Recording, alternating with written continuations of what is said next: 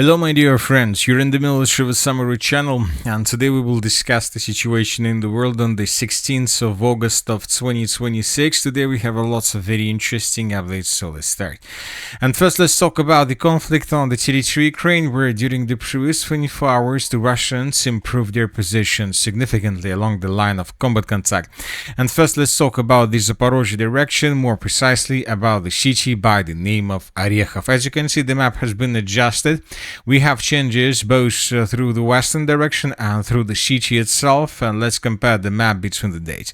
So this is the end of the 15th of August of 2026, and this is the end of the 16th of August of 2026. According to different sources, the Russians, as a result of clashes, improved their positions to the west of the settlement, and the Russians approached the settlement of Novoandriivka from the west, which means that in coming days the battle for this small village will begin. Furthermore, the Russians improved their positions through the southeastern parts of the Orikhiv agglomeration itself. We have a video of this one where we can see how the battle and how clashes for the southeastern parts of the settlement of Orikhiv were taking place. And during the final part of this video, we can see a Russian soldier that was trying to mine a building through the southeastern parts of the settlement. So this is exactly the place where the Russian soldier was geolocated, which means that we have strong proofs that the Russians have control over this part of the settlement. We are not talking, we need to understand that in this video we can see not just another soldier from another sabotage and reconnaissance group that are trying to hide against Ukrainians, trying to survive as deep as possible on the territory and the control of the armed forces of Ukraine. We can see a process when the Russians try to secure this part of the settlement, where the Russians have possibilities to move along streets, where the Russians don't need to hide because they're attacking. This video shows that when talking about this part of the city of Orikhiv, this is the place where the Ukrainians are trying to hide and where the Russians are trying to improve their positions.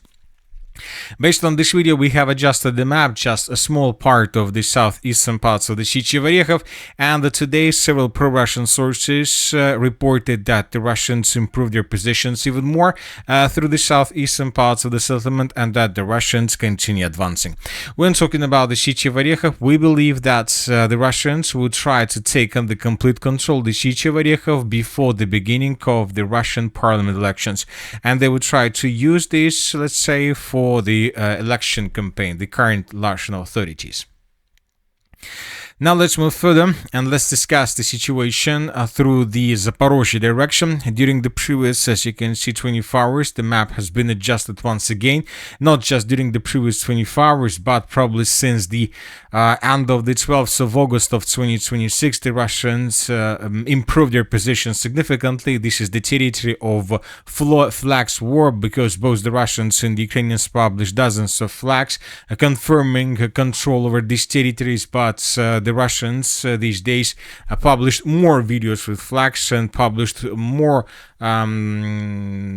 proofs that they have stronger control over the territory, and today several pro-Russian sources clarified the situation. So, summarizing everything, we can say that the battle for this side of the river of Vovcha is about to be finished.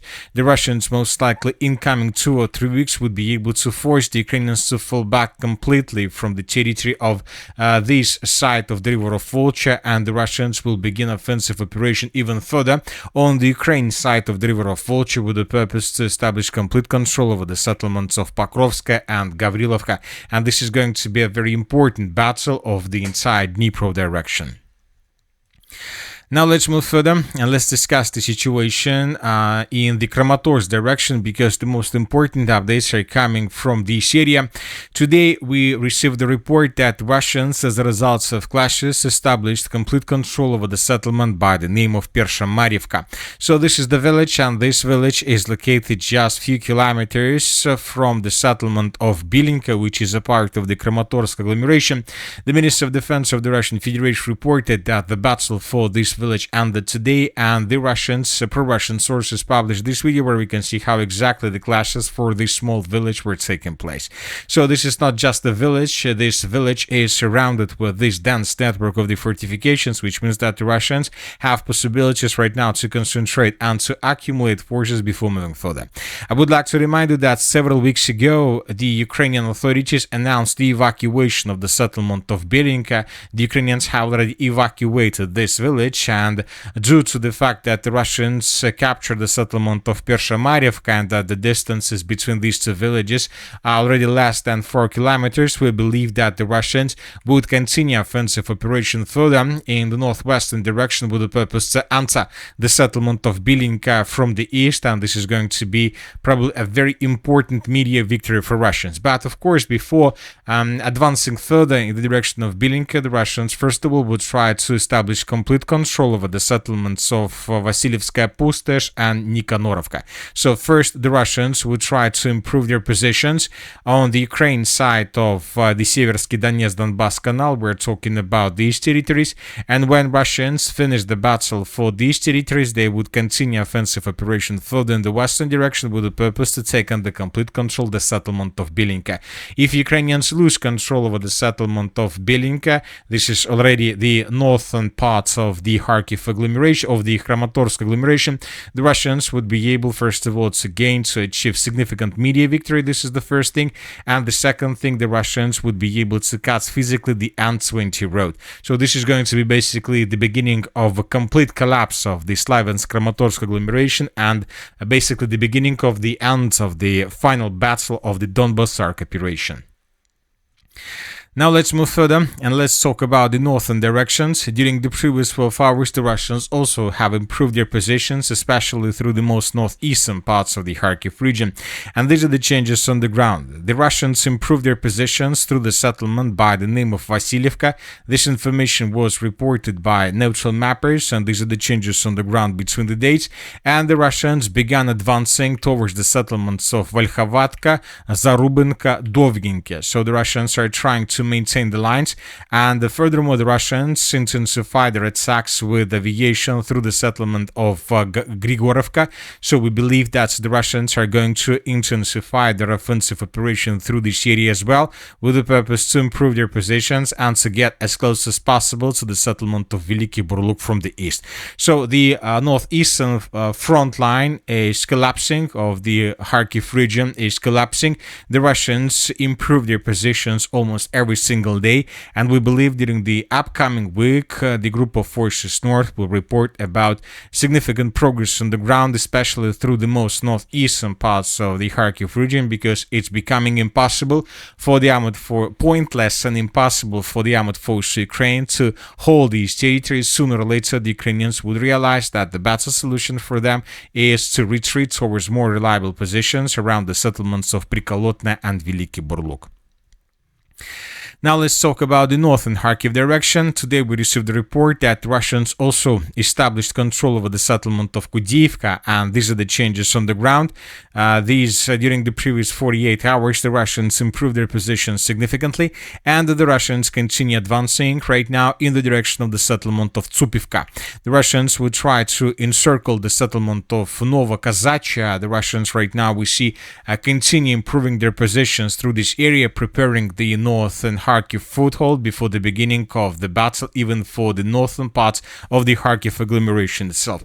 We believe that from these positions, the Russians most likely would continue offensive operation almost till the settlement of Dergachi, and of course Ruski Tyshky, because if Russians are able to take these two villages under complete control, this would force the Ukrainians to push back their launching positions for drones, for missiles, and for HIMARS systems.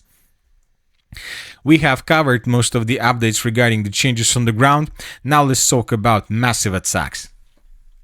During the previous 24 hours, both the Russians and the Ukrainians attacked each other using hundreds of drones and dozens of missiles. And you know that we have already discussed the situation during the previous video, but during the day we received additional updates. So let's discuss them in details. And first, let's talk about the Russian attack. The Minister of Defense of Ukraine this morning reported that the Russians used just 106 drones. This is not the biggest number, obviously. And the Russians used Onyx missiles, Iskander missiles, Banderol missiles, and so on. But the Minister of Defense of Ukraine haven't provided us the numbers. So how many missiles the Russians were using during the, let's say, overnight battle. And when talking about 106 drones that the Russians used, obviously we can say that this is not a massive attack, that was a regular attack. But when talking about the quality of air means and means that the Russians were using, we can say that that was a massive attack. So let's discuss this in details. During the previous 24 hours, pro-Ukrainian sources published this picture where we can see the approximate roads of Russian missiles and drones that were attacking the territory of Ukraine. As you can see, there are lots of colors. And the most important thing is that the Russians changed the quality of their attacks.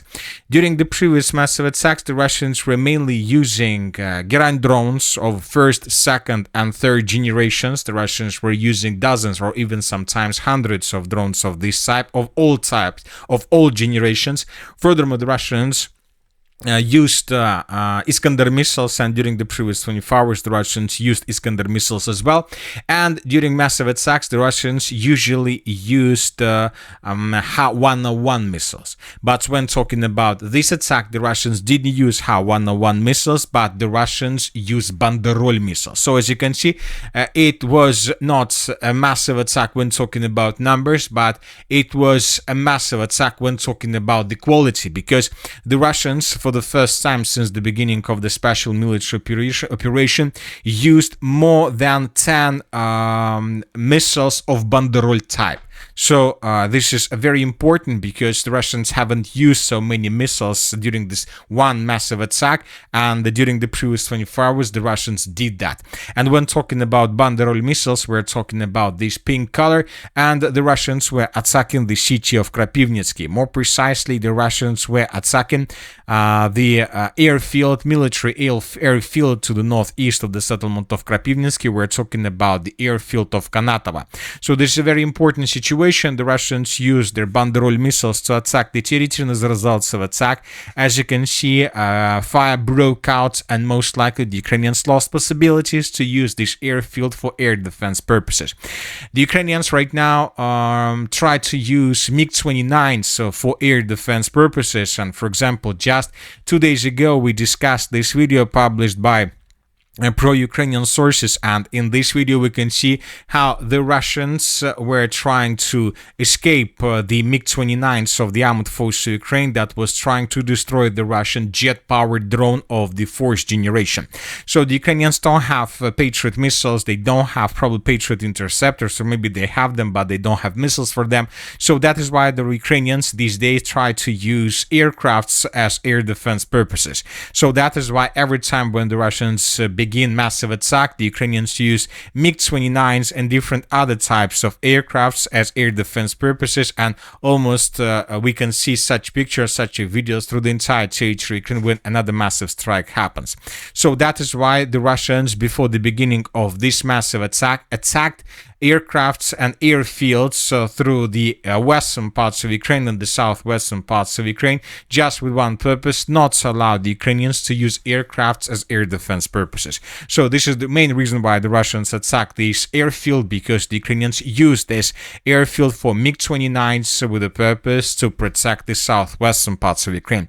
And due to the fact that there was a big fire and a big fire anomaly was recorded, the Ukrainians didn't have possibilities to use use their aircrafts for air defense purposes, and that allowed the Russians to deal significant damage to the entire Odesa region. During the previous 24 hours, lots of explosions were recorded. The Russians attacked the city of Odesa itself. We have this video where we can see a fire broke out right after another attack, and the Russians attacked this facility. This mall was destroyed by Russians, and here we have video where the Russians using drone attacked this mall without any resistance from the Ukrainian side. Here we have the mall from another angle. The Russians badly damaged this facility, and the Ukrainians couldn't use their MiG-29s for air defense purposes because the Russians damaged airfields around this territory. Now let's move further. Another important thing about this attack is these lines. So as you can see, lots of lines go in the direction of the capital of Ukraine, and they are not yellow. Yellow lines means drones of all generations, so first, second, and third generations. And the Russians during the previous night used these drones just to attack the Odesa region.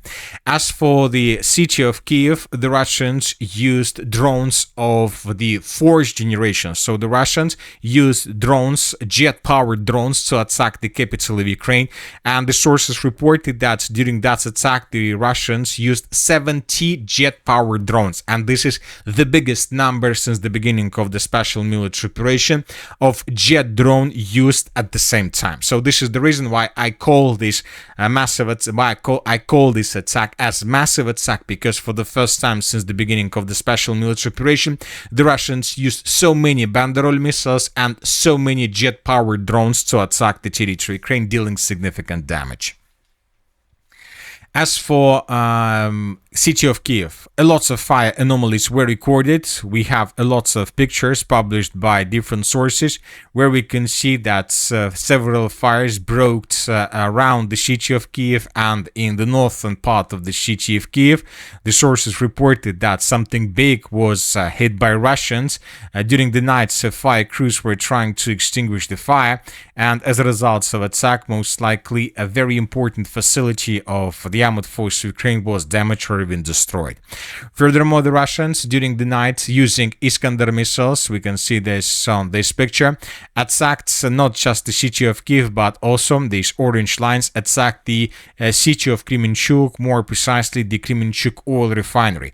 As for this territory, this morning we didn't have anything, just the fire anomalies where we can see that at least 2 fires broke out through this facility, but later pro-Russian sources published this video where we can see the Kremenchuk oil refinery somewhere on the horizon, and we can see this black smoke over this facility, which means that most likely several oil bases or oil tanks were destroyed by Russians completely. So which means that the Ukrainians still had possibilities to use the Kremenchuk oil refinery for military purposes, but most likely after this attack, facility was badly damaged.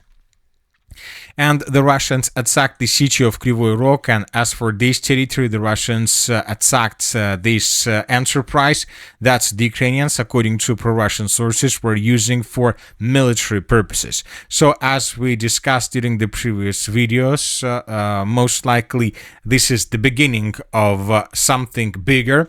Most likely in coming 2-3 days, we'll see more strikes both from the Russian and from the Ukrainian side.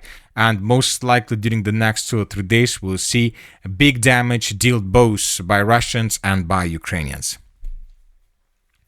As for the armed forces of Ukraine, during the previous night, they also attacked the territory of Russia using hundreds of drones. The Minister of Defense of the Russian Federation this morning reported that during the night, the Russians intercepted 822 drones of the armed forces of Ukraine.